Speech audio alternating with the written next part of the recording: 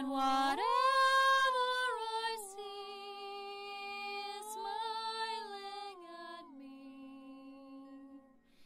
Love is who I am.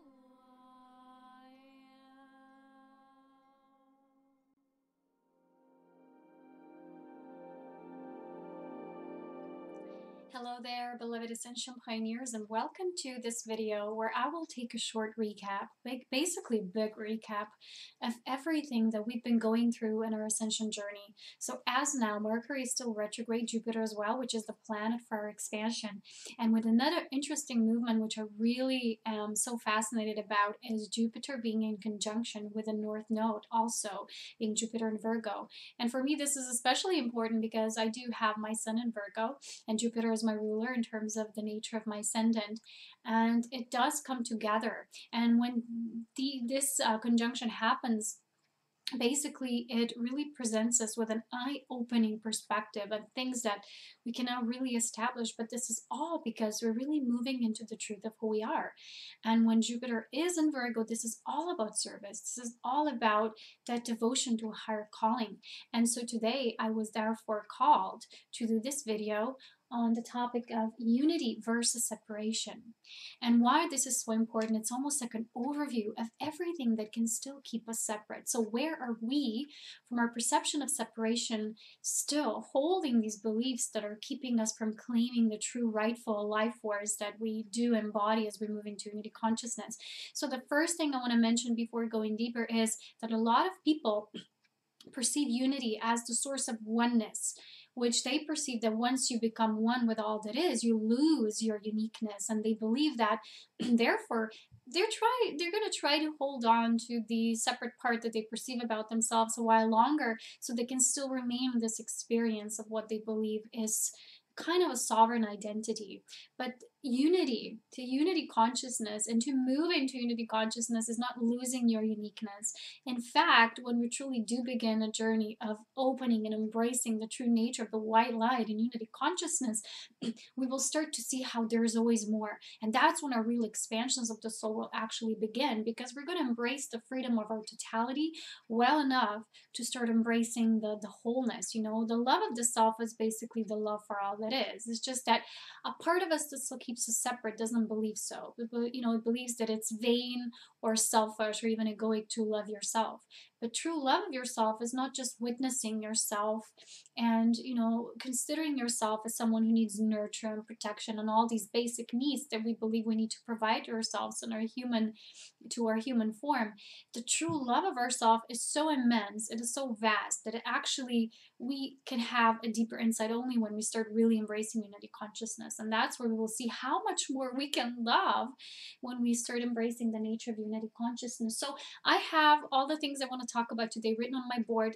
You know, this board is not big enough to support everything I want to say. I'm sure you can't see the bottom list, but I'll read it anyway. This is just for me to not lose the sight of anything I wish to talk about here. But to give you a whole, to give it this whole idea about the truth is the unity. When we embrace the unity, we embrace the life force. Because as long as we still believe in separation, we still, you know, a part of us, there's parts of us that believe they need to feed elsewhere to have a certain experience. So we've designed this experience of feeling separate so we can find once again the longing, which is a calling to find our rightful home, which is within ourselves. So this is our unique creation self that is full of grace, that always is grace beyond anything that we've ever designed to experience or witness in terms of physicality or experiencing creation as it is. But nothing that we've ever been choosing or, you know, whatever we've been going through makes us ever anything less than what we already are. The true nature is that, you know, often we say, wow, you know, we're growing more into, you know, the knowledge and wisdom of the soul. The truth is that all the true knowledge, which is the knowledge of the soul, already is. It's already there. It's already within the source. But the belief in this separation is what, you know, it creates within us this constant thirst and desire to know more, because we identify ourselves through that separation as beings who constantly need to learn something new. The truth is that we're just remembering who we are, and as we do so, we begin to expand in ways that are so profound. And a lot of the beings that have been participating in this game of separation, which for many is ending now, as they're moving into the cycle of ascension, they're seeing that how everything that they're being presented with, it's almost like a complete life review, but it's just not just this lifetime. It's a lifetime of a soul that's been going through a specific cycle, and now it decides and it chooses and it readies itself to start taking upon this new journey, which is the journey of remembering who we truly are. And within that remembrance comes that expansion into that which you before even, you couldn't even fathom that it's possible. You couldn't even imagine it. So I've lost my pen. Well, there it is. Although I don't really feel I will need it because everything is already written, but just in case. So let's start with the beginning, as always. So the layers that I've mentioned here is, what do they mean? Is as we're going to go through this is not black and white. It's not like, okay, this person lives completely in duality, completely in separation, and this person is completely unified. There's going to be many layers and stages that we're going through. And as we have these preparations, there's going to be many different light waves within us that are going to move us on each level through different initiations. And these are some of the things that I've been writing down, but they're, again, take them not as linear. They're not written in any sequence or anything like that. They're like a recap for us on our ascension, and especially for those of you who maybe are new to my channel and what I'm sharing, so that you don't have to go through every single video I've made, because there was a lot. There was a lot that I was guided to share during my recent years. And of course, we were developing so many things now. We're having a deeper perspective into, and we can share with more insight in a more gathered together way. And this is just like the note of this is to see what still sometimes we have to be very subtle in what we perceive can keep us separate. But please, I want to let you know, none of it, even if you find yourself, with some of the things, you will be like, oh, this is where I can still hook myself to the separation on consciousness and how I witness the reality and how I can still play that victim and don't believe that I'm a creator of my reality. Don't judge yourself for it, because a lot of this in the New Age movement has been presented to us, such as, don't do this, do that if you want to ascend. There was a lot of conditionality placed on ascension, especially with the positivism movement, which is basically, if you're going to think negative, bad things will happen to you. If you think positive, good things will happen to you. So keep your thoughts aligned with the whole positivism movement. Join these groups, be positive, think positive. A lot of this in itself has, again, the connotation of judgment, which has nothing to do with basically unity consciousness, which is the witnessing of every experience that you've ever had, played, lived out on your soul agreement, on your journey back home to where you already are. You're always there. But your creation self, the human experience we've been evolving and integrating, is something that's now following along these lines as we're awakening. So this can be a very tricky subject for many who are still participating in this bad, good. If you're a good person, then good things will happen to you. This has nothing to do with that, because your true state of unity, it's so engraved within you, your primal soul creation essence, that as you remember it, it's a journey that's organically seated within you. And as it's time for you to activate it, we just naturally begin to blossom, and you'll be called, and there will be more and more light of unity coming and streaming through you and as you. But the thing is to not hold judgment on any level, because all the things you're experiencing, as you witness them from the higher ascending perspective, you're seeing that everything actually that's happening, you're not a victim to it. They're not randomly happening to you. Everything is orchestrated within the greater divine plan as you're simply witnessing it, choosing what you're going to align with, and then creating with that choice. That is the choice of the new, because you're basically gathering all from your any previous experience, but without you needing to assume by those previous experiences. And as you're beginning to ascend, you can see that there's so much new coming through. And I've seen on a lot of people and channels that are sharing about ascension, there's still a lot of confusion. And I see it in the energy of fields of people who really believe that what they were saying is true.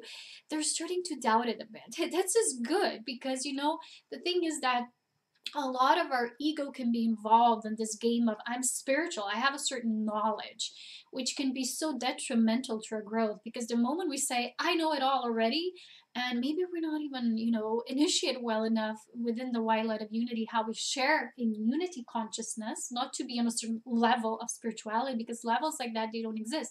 There's many layers and layers and layers, but it's very much unique for us how we're expanding through them. It's not a linear fixed thing. This person has earned the right to be a spiritual representative, teacher, guru, speaker, sage, ancient one, whatever it is. We all have the seed of that within us, but there's going to be layers and layers of what we're going to be unfolding and blossoming within ourselves. So it's very important here to, even if we have these doubts, and I see it in the energy matrices of the people who have been maybe sharing something and they're getting less and less involved in that, or they're sharing maybe in a different way. These things are good, because a lot of the things in the spiritual circles, again, I'm using these quote unquote marks because that means no judgment. It's just the words I'm using, so to have a better reference to it.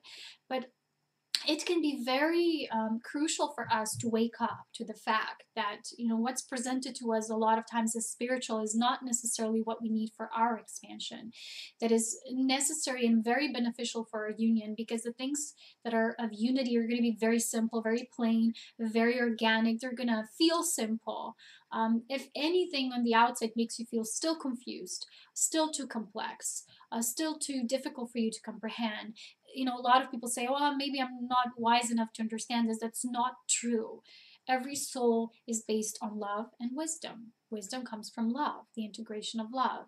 And just because we have been before maybe accessing so much, trying to find this and without, a lot of people say about themselves, I'm a spiritual seeker and I'm a seeker. Well, a lot of people also say, I'm a spiritual teacher and now I teach this and that, never expanding that there might be more than this.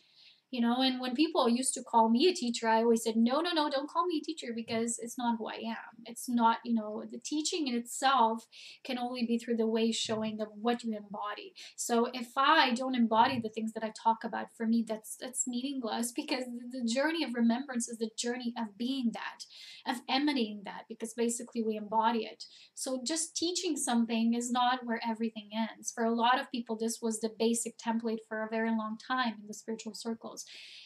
But this becomes less and less important. And with moving deeper and deeper into unity, what's going to happen, and you will see, is you will witness more and more emptying out. This, again, it's a good thing. Don't worry, because a lot of people are feeling this emptying, and they feel something's wrong with them, and they believe their gifts are gone and the angels have abandoned them, and this and that is happening. There's not these light beings around me anymore that I've been witnessing in previous years. It's because every single thing is stepping away, is stepping aside for you to walk deeper into your self-mastery, because the whole journey of remembering who you are is giving yourself the power, which is the power of love, once again developing for you as you, and the perfection of remembrance, which means not giving power anymore to any authority, even to the beings that before you called your soul family, your angelic team, your ascension guides, your other masters you believed in. Even if we watch my channel, nothing that you ever watch on the outside, that you ever perceive, at the end, towards that integration phase, you have to dismantle it in a way that, but how do I move through it? How do I transcend it? Because the application in itself of that, which you maybe gathered, in the end, it's the true knowledge. When it comes of soul, it's always, it's kind of putting that at the side, forgetting about it. Let's say you learn something, but then you need to forget about it. And what is true will blossom again through you. That's the whole nature of self-mastery. If it's true, it will come back to you, but it will come back to you this time through your own inner reflection. So I'm not saying books and external resources, and a lot of people ask me, what would you recommend on Ascension? I would say, well, basically start with you. Books can be good. They can activate certain codes, but I always say, then forget everything you've ever learned, because we fear losing knowledge, because we've given such meaning to knowledge, and we've lost what's really true, which is love. We've lost the view side of the love being our source of everything, of all the support, all the nourishment. It's our eternal life force and the infinite supply of everything we've ever needed. And because we've lost this trust, we've been becoming these spiritual seekers. And seeking can be good to a certain point, but it cannot get you through to your ascended path, because you're always going to be in the loop of seeking. But I'm going to just seek a little bit more and a little bit more and a little bit more, which makes you always chase your tail in a way. You're going to go in a loop. So once again, there's a difference in unity consciousness. You are the knower. You move into the I amness, which is the I am. I wrote here I am versus channeling, because a lot of people are channeling other people or reading other people's channelings or various things of that nature, and all the writings, all the teachings. When you're going to start your own divine remembrance back home, your soul guiding you all the way, you will only channel your higher self. For me, I've always had the template built anyway. I never channeled anything. I was always feeling I am a part of the Great White Brotherhood, but so is a lot of you. But I've had memories of it that were so deep that I shared this essence with me so eloquently and simply, because the divine remembrance memory encodement was so strong within me. That was the only difference.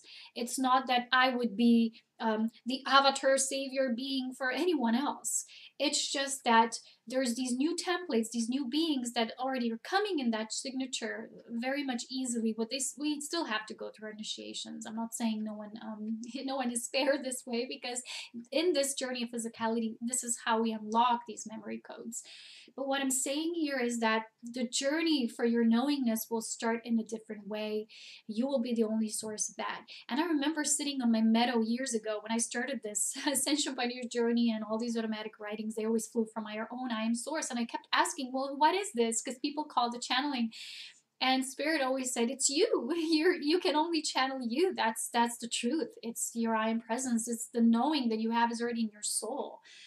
And I'm like, okay, that seems very natural to me. And I haven't been not seeing what others are doing or, placing their focus on. It's still a part of what I've developed in terms of researching on the outside, but I've never gave it power. I've always consulted within me. So the true nature of unity is not saying now you're going to be completely void. You're never going to read anything. You're never going to see anything. You're just going to be in this column of white light, like this isolated person sitting on the top of the mountain. There will be still experiences, there will be interactions, there will be sharing, but how we share is going to change, because how you perceive will always be, even if something comes from the outside, you're going to be integrating it first, flowing it from within you, then making a conscious connection to it on the outside, and just connecting with this beautiful flow of unity. So let's say you have two people, different opinions, but there will still be unity within it.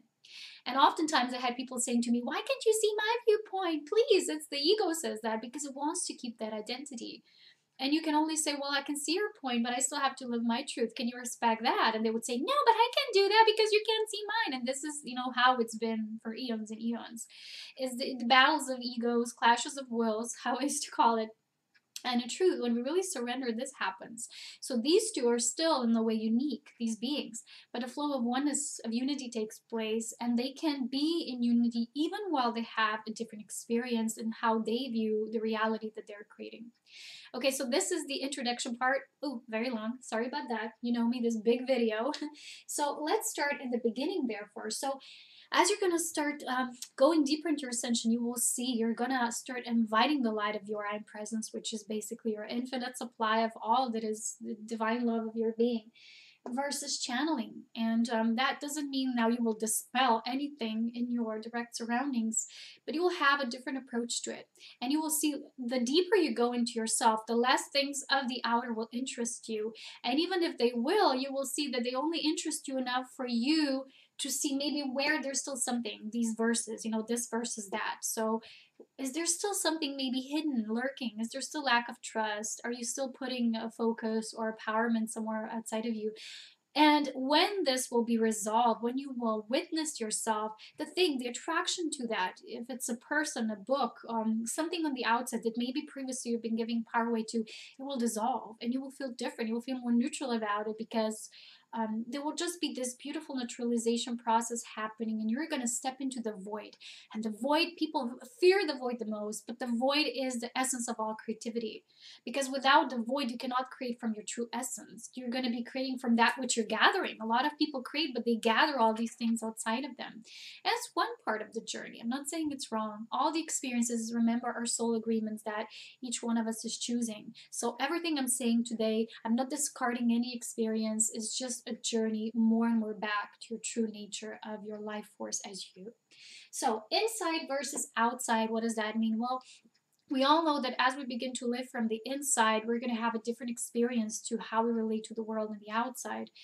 And the outside will basically, as we move into unity consciousness, just be as an extension of our inside. And these things that I've been writing down, like I said, they're not black and white. The extreme polarities within our separateness and how we've designed this journey in order to come back home maybe can feel of that nature. But in truth, as we integrated, you know, this as verses, that's why I kept writing verses. These will dissolve. It will no longer be this versus that. In the end, it will just be unity. The circle with the dot in between. So inside versus outside is to be a knower rather than seeker. That's also one attribute to it.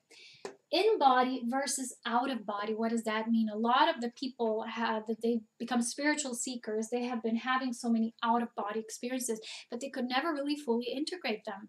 They've always sought out more of that, wanting to go to another dimension, wanting to go more information, wanting to read more, wanting to all of that. And a lot of these out of body experiences are because we cannot handle yet the charge of that energy, which is the magnetism and electricity together creating chemistry in our body.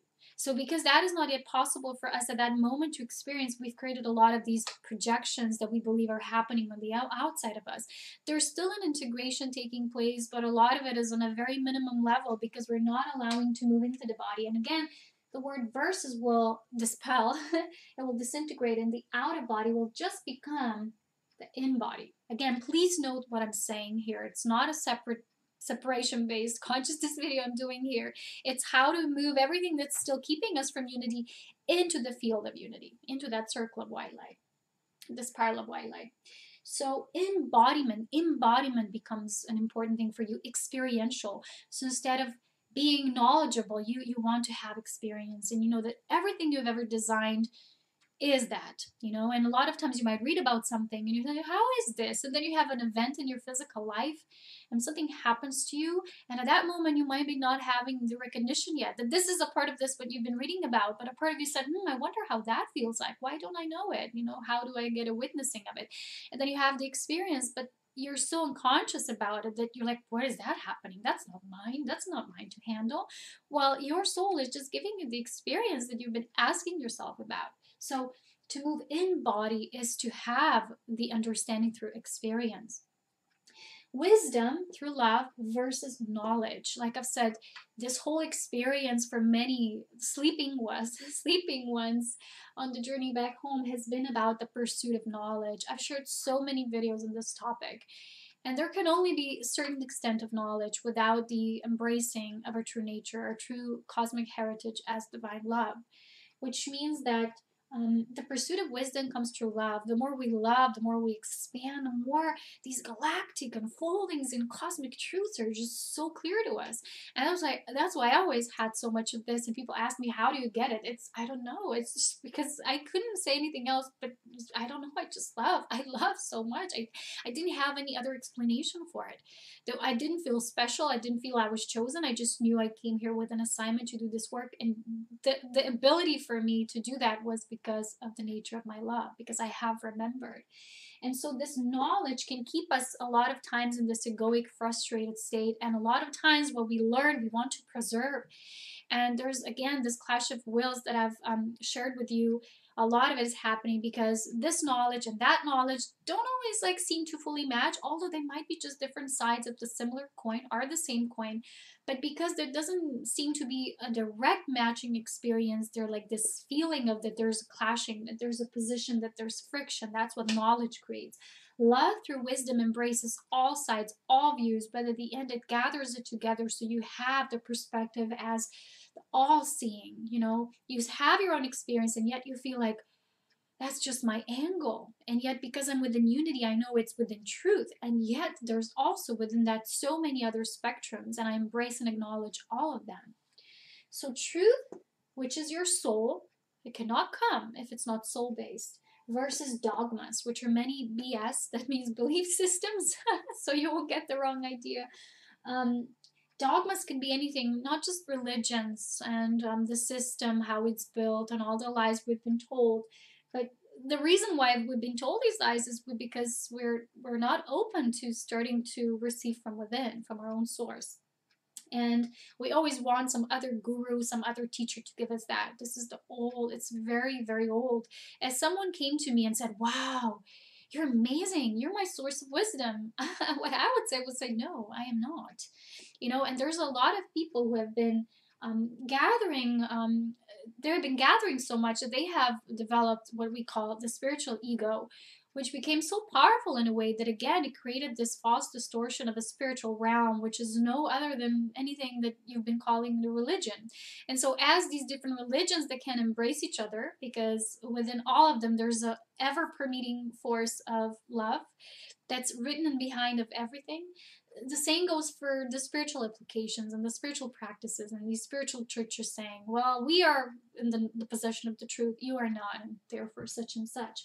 So dogma can be anything that's still based on separation, that you believe you are the only one that has the truth for all, when in truth, the truth that flows from your soul is the unity that you develop from within you. And as you do so, it's not true that it's just for you. That's the whole thing, because we're all intrinsically connected. We're one group being. And because of that, your righteous nature, the nature to pursue the truth, to embody it, will reflect the whole. Eventually it will, because it will all ripple out. It will all reverberate and emanate with your beautiful overlighting of your illumination. So empowerment versus being told. Sovereignty versus being naive. A lot of beings are naive because they have been putting this power away to others, to the external, again, to the external authorities of certain nature. When you believe in your own power, you stop saying, I don't know, maybe I should consult this, or this therapist has an answer, this spiritual guru, or they have an answer, this church, or that book, or whatever it is. When you see, on the other hand, everything as a clue, as a pinpoint, as a, when you see that your own presence, your I amness, your infinite love emanation speaks to you in such a unique way, you're going to want that. You're going to want to claim it. And I have these courses on self-mastery that share these ways of how to implement that in your life, how to live that way through your own mastery. So this means that you will want that so much. You love that power, but this is not a power that you feel possesses or controls anyone else. This is the power for you, the power of the creation of your reality that you truly are. And this is how you become your sovereign. And as you learn the language of your unique sovereignty, your own unique universe, it's the you, it's your own language between the higher self that is you, the you that is you, merging together as one being. And this sovereignty will make you aware of things anyway. And you no longer will have to doubt or question, in terms of someone who's naive wouldn't even question things. That what it means to be naive is someone who never questions anything. When you're sovereign, you will constantly question reality, but you won't question yourself. You won't question your source. That's the difference. And the empowered means that you will claim that power back because it will feel so good. You will feel that you understand the language of your universe. And that language will be so unique to you, and yet you will, by living it, be an example, a way shower, an exemplifier for others who are also part of your group being, our group being. Now, what's the difference between loving versus being skeptical, analytic, and defensive? To be loving is to be open. And a lot of the people, again, who develop this certain sense of, they go through certain experiences, they have certain assumptions based on those experiences, which can create the perception of things being fixed, of being such and such. So when a certain similar condition comes, oh, that must be that thing again. So this makes us be defensive or argumentative, and a lot of people have conflicts I want to talk about here the nature of the resolve, okay, as well. Let me not forget about this. Because to be analytical and skeptical again relates to this, to pursuing knowledge, because you believe that knowledge will give you a sense of stability, will give you a sense of you know why you belong. There must be a reason why you're here. Love and wisdom is the reason we exist, because we're love. Love has put us here, it has created everything. And so what this means is that the more analytical you are, again, it relates to the seeking. You always need to seek. You need to have confirmation. You know, a lot of people have been writing me these emails wanting to share their stories, but not for the mere act of sharing. But they wanted certain conditioned answer. They wanted me to give them a certain, oh yeah, it must be the case what you're feeling, or yes, you know, approval, confirmation, because a part of them made them aware that I'm a certain authority because I understand my own empowered soul language, my own universal language. So therefore, I must know it for them as well. This cannot be true. When you really live through your humility, even mastering your own universal language does not mean now you master it for others. It's almost like people who are, for example, giving others confirmations about their life, like, yes, this is the right choice for you, or yes, this is your twin soul, or yes, this is your appropriate life partner, or yes, this should be the way or the road for you to take. We cannot know, because we are the unique soul that we are, the inside. Only we know. We are the only essence of that uniqueness for us. And that's why only we know. So to be loving and open means that we're always expanding and growing in that, but we still have boundaries in terms of um, where we feel those reinforcements, like kind of like coming from the outside. When we feel certain things are distortions, that's when we need it. But other than that, we don't need it. We don't need any defenses. To be loving is to be open, is to be all embracing, and doesn't mean now you're gonna just invite anything in your reality, because you're gonna choose what you're aligning with. And when you're aligning with love, you also, you know, desire from the outside that mirror of loving openness. So to be skeptical, analytical, and defensive is coming from the need to always have to be right instead of being kind and compassionate. And this, what I wrote here, resolving our ego when it's still immature. You know, there's a difference between the immature ego and the developed soul personality, which is the new soul ego, whatever you used to call it. It's just we still have a uniqueness to us, but that's almost like the illuminated ego, which is the transcendent ego. So the old ego, the separateness based ego, always believes there's something more to gather, more to resolve. And one example would be two people ending a relationship. Let's say one wants to end that the other doesn't want to. And then the other person is always asking themselves, but why is that person still in my life? Why can we finally have that resolve? Well, they're still probably allowing them to be there, because there's still a part of them is still choosing that experience. It's an agreement, and they need to honor it in a way, because otherwise they wouldn't be even asking the question. The person would be gone because you made a choice that this is not what you're aligning yourself with anymore. But behind that can be that constant belief that there's always more to resolve. Maybe through this relationship, I'm finally going to get something. I'm finally going to realize something. I'm finally going to, I don't know, I need to have that resolve with that person. The only reason why we have conflicts is because there's a conflict within ourselves. People who don't have inner conflicts are never in fighting with other people. They're never in conflict. I've had a lot of people wanting to have conflict with me, but I was not in conflict to them. So let's say they have a little more awakening, they come back. I'm fine with it. I can still talk to them just like nothing happened, because it did happen, and yet I'm neutral about everything. And there's a difference to an enlightenment exchange, soul-based exchange, and an egoic. Like, this person did that, and that person did this, and so I'm never going to talk to them the same way that I did before. It's, again, you know, it relates to this resolve. Before I have that resolve with that person, I'm not even going to talk to them. Well, how will you have resolve? Within you. It starts within you. And the ego always, that keeps us from our union, because it always believes there's more to gather, more to resolve, more to learn about our spirituality, more to pursue, more goals, more manifestations, and it keeps us away from the simplicity of our being, our unity. Okay, so now we're going to move on to the cellular wholeness, so the language of our intrinsic body. Again, it relates to embodiment, the embodied process, and which is basically the light body, everything that's of the light body. Light diet, well, diet, you know, light feeding, light healing, everything that's based on wholeness, versus fragmented. So this is the fragmentation. A lot of healers who are healing are saying, wow, this person is sick, or wow, so poor, they have this disease, I need to heal them, or they need to be healed. They need to be, again, resolved, fixed, saved, rescued. So in cellular wholeness, you listen to the voice of your body. Your cells apply to the greater organism that's your whole body, which applies to the greater mechanism, which is your light body, and beyond, to the level that we're only one being. But to listen to ourselves means to respect ourselves, which includes now anything that's detrimental to ourselves. Drinking alcohol, having unhealthy, unbalanced sexual relations that are based on seduction, manipulation, control, very cardinal things in that nature, and anything like that.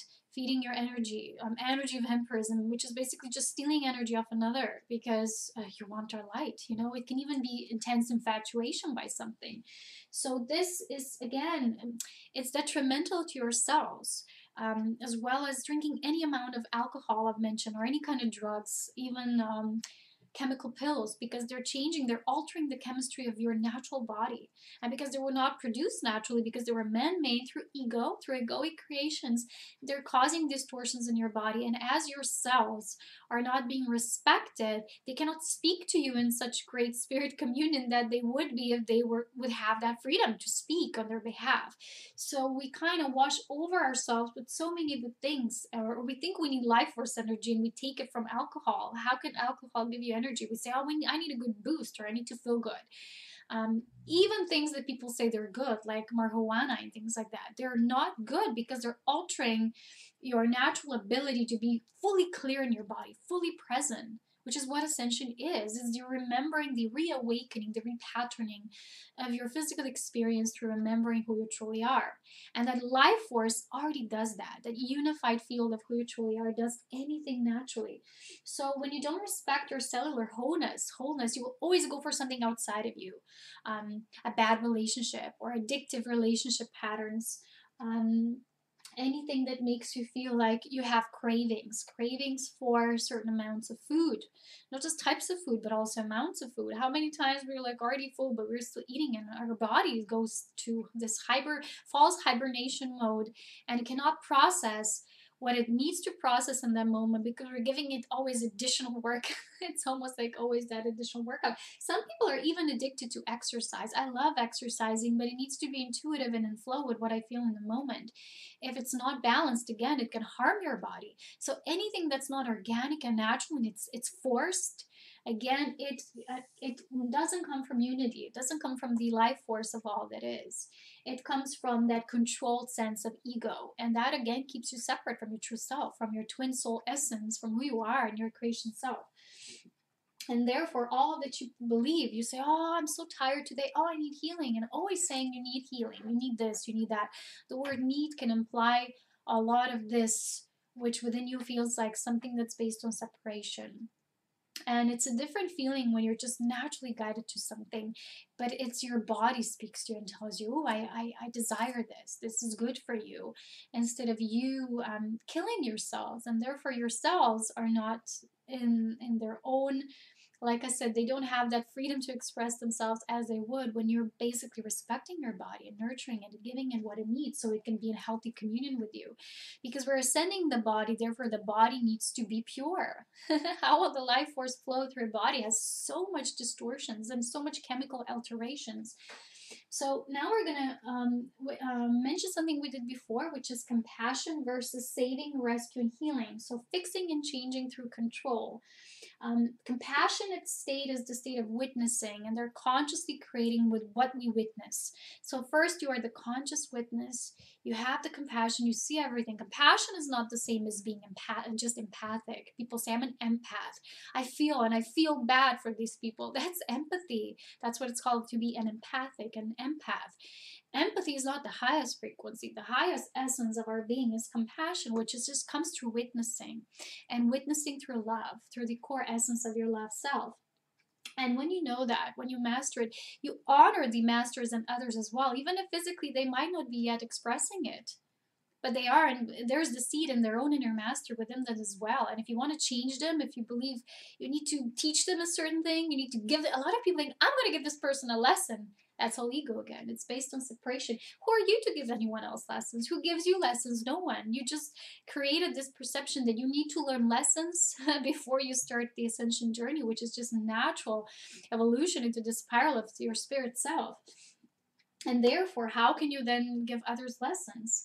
So to witness and create consciously from the witnessing is just seeing how everything in its own divine plan is coming together. There's no timelines placed on it. There's therefore no control needed. Anytime we want to control and we don't get what we want, we can feel anger, frustration, anxiety, a lot of pent up these feelings that, and then again we go into the what we had in the beginning, think positive, just think positive, then we suppress it, and we go this whole this cycle over and over again, which can be, like I said, so detrimental to the simplicity of how open we can be if we just, all these veils gone. Why are we dissolving them so slow is because a lot of people are still wanting those experiences. Not that they're bad necessarily, but they still feel they need them because they're still used to that old experiences based on, I need those experiences to remember.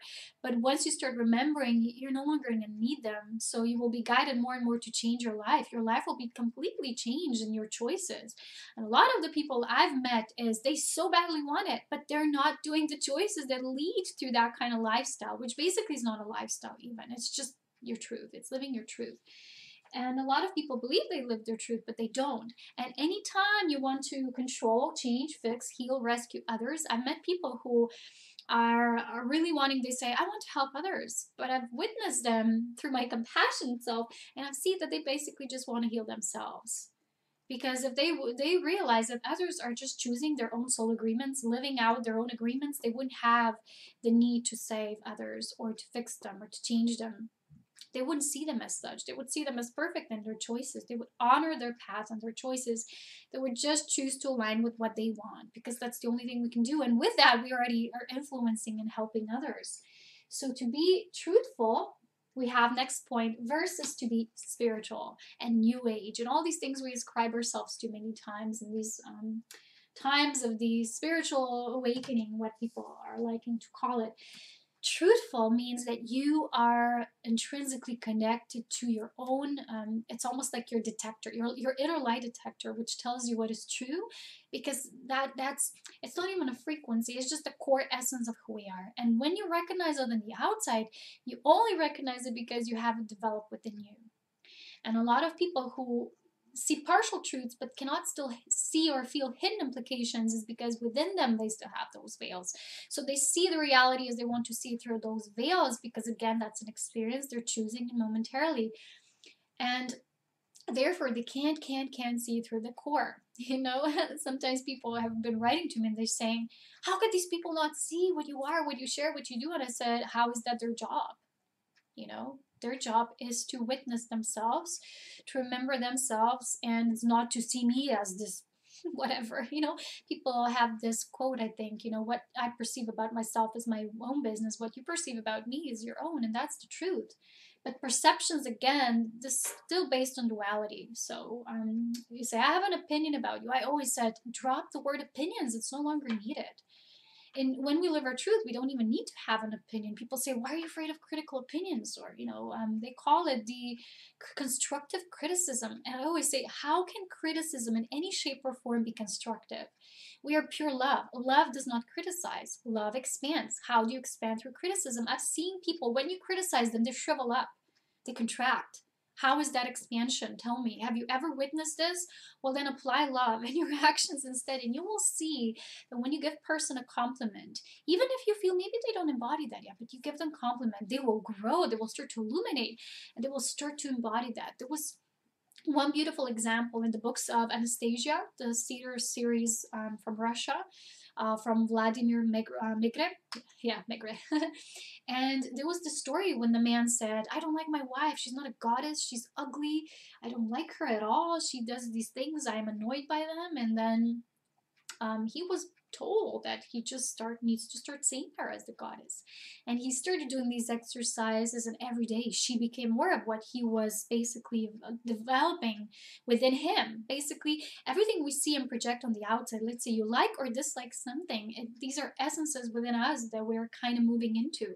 So he moved himself with the inner goddess essence, and that's why, you know, maybe in certain level wouldn't be possible because it still has to be her choice, for example. But in this case, it was her choice as well, and it was followed by that beautiful flow, and was amazing to read that story because that's how we do influence each other. We do make difference. So now to something very important, which is serving unity versus serving ego. So do it for the whole. So when you serve unity, you do things for the whole. You do it for the white light. You serve white light, the white light serves you. It's a mutual reception. It's not linear at all. You are the white light. You're just a unique expansion of it. And to serve the ego is to do it for others. A lot of people, when they have, especially a lot of these spiritual practices, I'm focusing now more the spiritual communities, but it can be in any terms.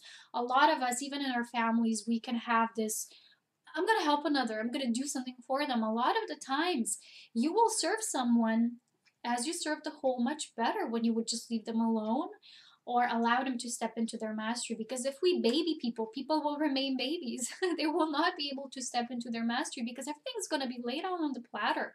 Those of us who are consciously integrating so much of our soul, we've never had it easy. I'm sure I haven't had it easy.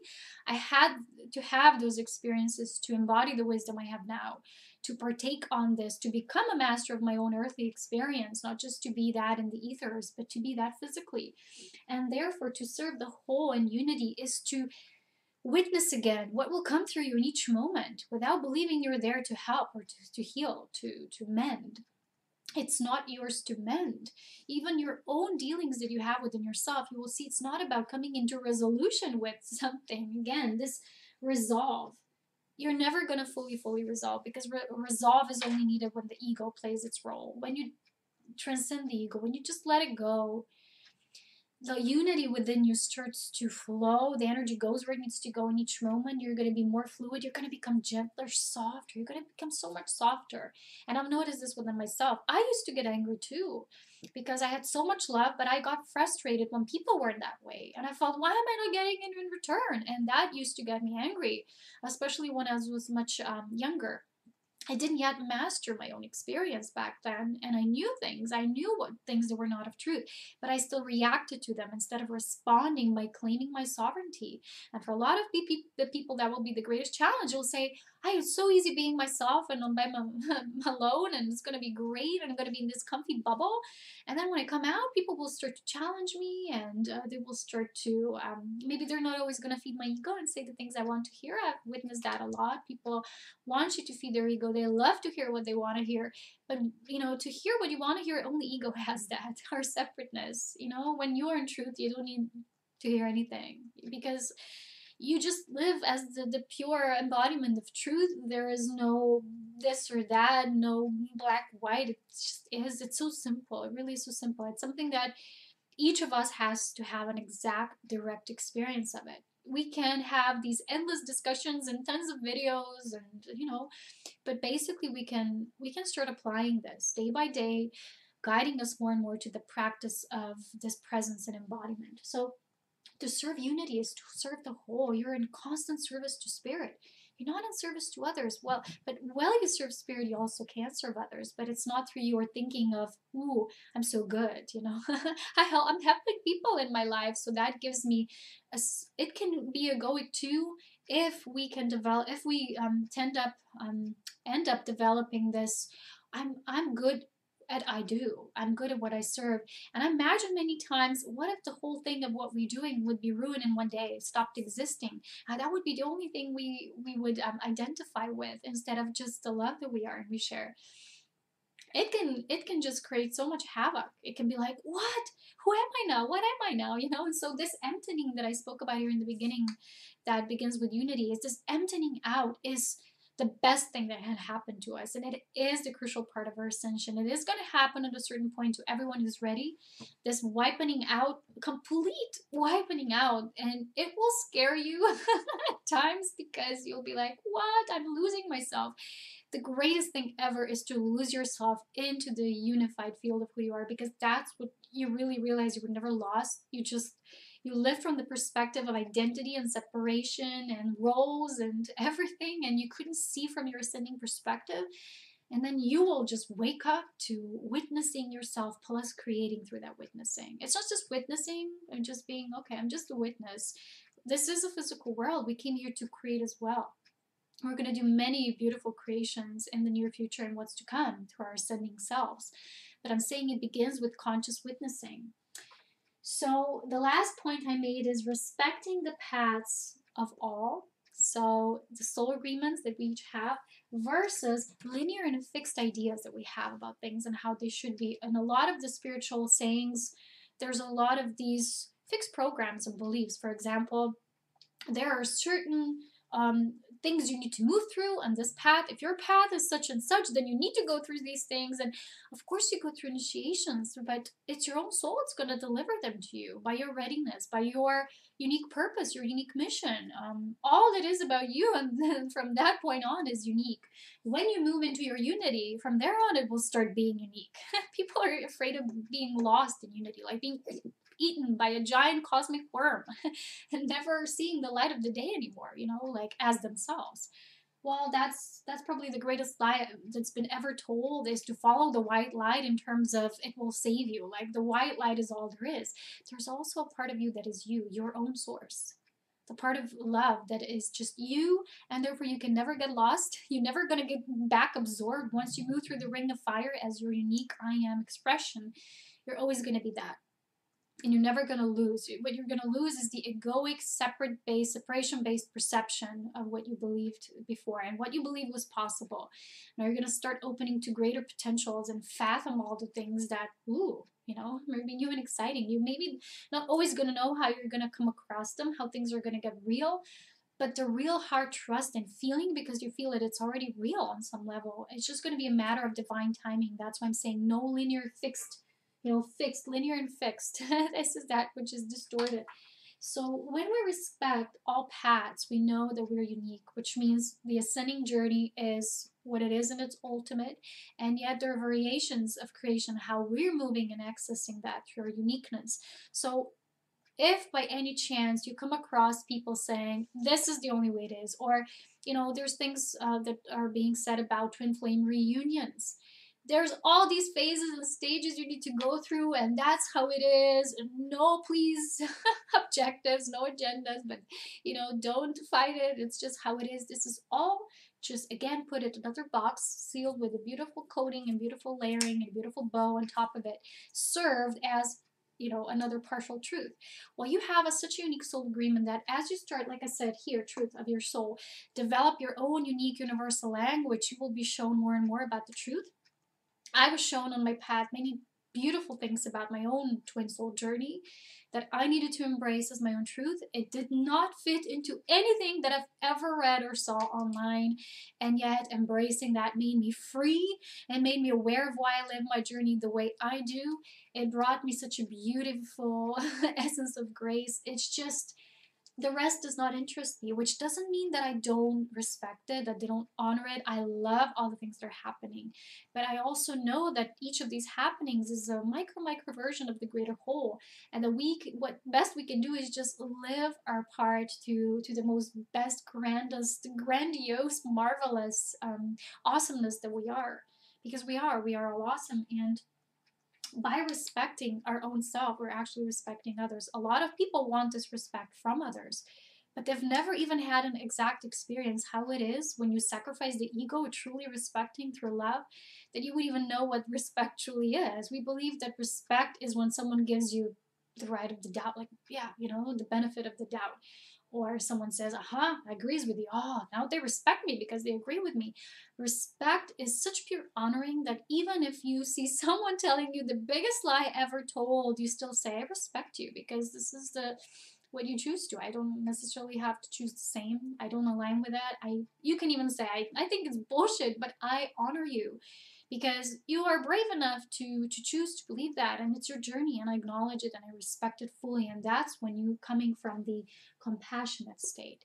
You're not trying to say to the person, what, all these lies, and you try to prove them and try to, put them into this mold and give them all these research papers that they can now discover so they can change their minds or their opinions, because you realize that only ego is about opinions. So this is it for now. If you believe me or not, the list ended here. There's probably more, but these are some of the most basic things that can still keep us from our unity. The whole point of our unity is to achieve it from within. It's not just to achieve it, it's not a goal, but to literally attain it. That's a preferred word. I would say attain it. So it doesn't just become a momentarily experience of a glimpse of enlightenment, but it becomes a steady flow of your living reality. It becomes more and more real to you. Ascension is not just an ideal anymore. It's not a new age belief. It's not a spiritual dogma. It's not a some people, who are in the traditional what are they called, the dogmatic, the fundamentalist churches and so on. They believe that ascension is of the devil. It's because ascension is basically feared because people have created this because certain beings, they don't want people to ascend, because to ascend is to fear yourself from everything. So how will you then therefore give your life force to anything that still wants your life force as their own, to claim it, because you've claimed it?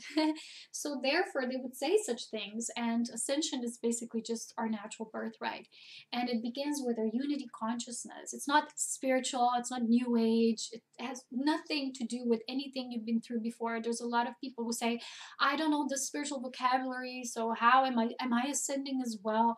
You can be someone who hasn't even heard a single thing about it, and your soul has this knowledge. It's ready, it's starting its journey, you've chosen it, and it's just going to be more and more coming your way. And these things, these layers, these veils are going to be disintegrating, one by one. And I hope this video was helpful to you in some way. I do stress once again that this is not based on verses. I've only been writing it down because in the past, to see the reflection of how much polarized we got to a certain degree as we kept living from the egoic separation state. But ascension, descension are merging now, and as we do this inner triangulation, we're getting more and more into this natural birth state of who we are, and we're just we're nothing but love, and we love to see each layer that you dissolve. A lot of people, they don't they feel almost embarrassed when they find something that they still have, so they kind of rather hold it in than to show somewhere their weak spots or shadows and all these things, and they would rather project it as other people's fault, because they're so afraid. They feel so vulnerable in those things. But the vulnerability is the key to our development. Is to see those things without any judgment, without someone telling you this is not positive, don't go into it. Stop that nonsense.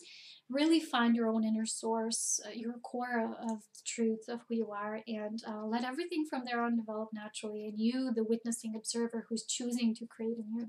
So I hope this video was helpful, and if I spoke too fast, I'm sorry. I had to go through all this in just one hour.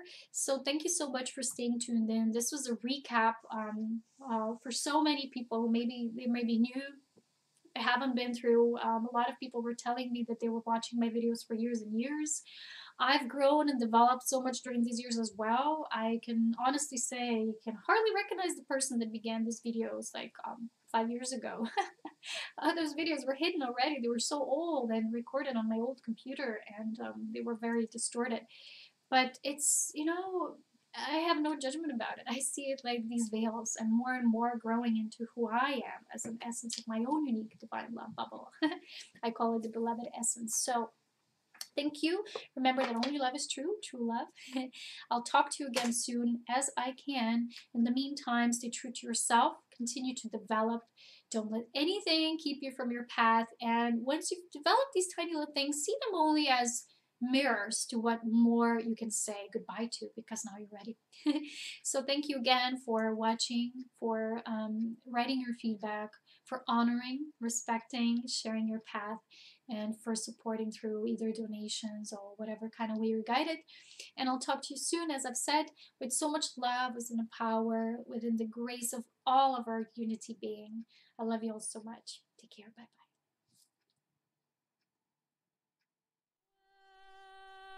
Welcome into